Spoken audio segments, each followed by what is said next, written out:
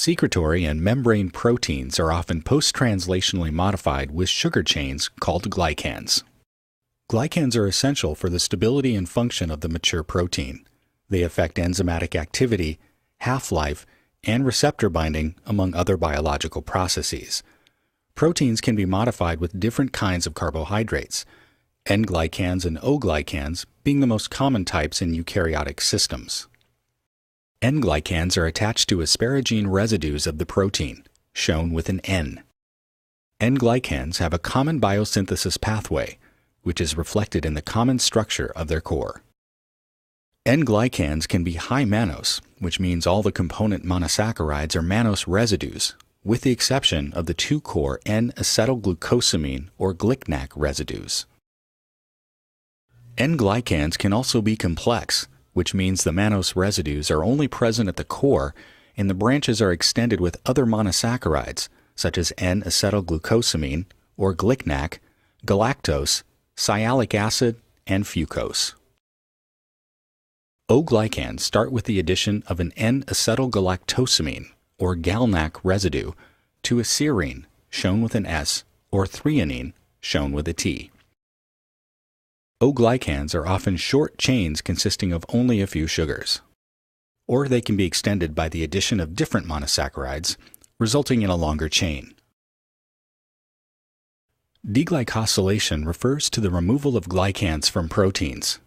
Enzymatic deglycosylation is the method of choice because it preserves the integrity of the protein and sometimes the glycan chains for further analysis. Because enzymes are specific, using several enzymes at once or in tandem provides valuable information about the structure of the glycoprotein.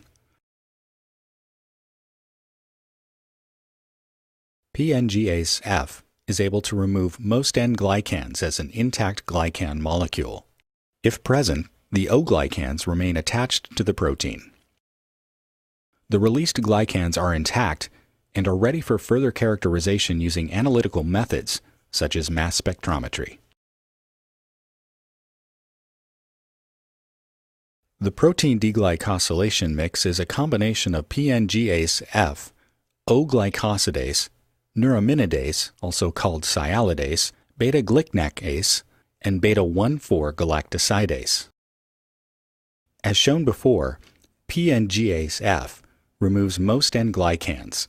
O-glycosidase removes core 1 and core 3 O-glycans.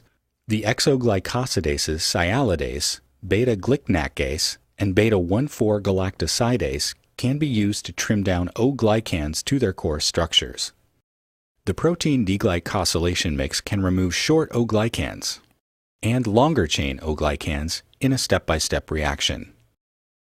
The mix also removes N-glycans. However, the complex N-glycans are degraded by some of the enzymes. Only high mannose N-glycans remain as a block. Although some glycans are reduced to individual components and are not suitable for analysis, the protein remains intact. This is the method of choice if one wants to study the properties of the naked polypeptide.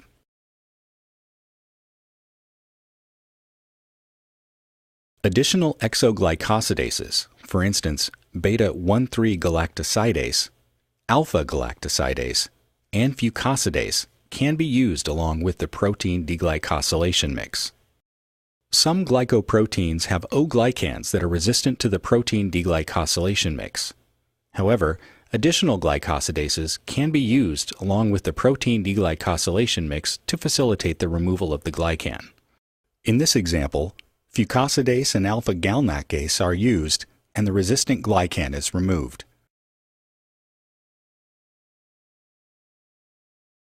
One application for PNGase F is to remove all N-glycans, leaving the protein ready for O-glycan isolation. Alkaline chemical treatments, like beta elimination, release O-glycans as a block for further analysis. Note that the protein is destroyed in the process. Enzymatic release of glycans is often the better alternative if one desires to analyze the properties of the deglycosylated or naked protein. Some asparagine consensus sites carry a glycan molecule, and others are free of glycans. This property of glycoproteins is called occupancy. Protein occupancy is a dynamic feature and can change to modulate protein function. Using glycosidases like EndoH that cleave between the two GlcNAc residues can help to determine occupancy in glycoproteins. Trypsin is used to digest the protein. The peptides are analyzed by mass spectrometry. It can be concluded that a glycan was present in any peptide that now carries the additional mass of a GlcNAc monosaccharide.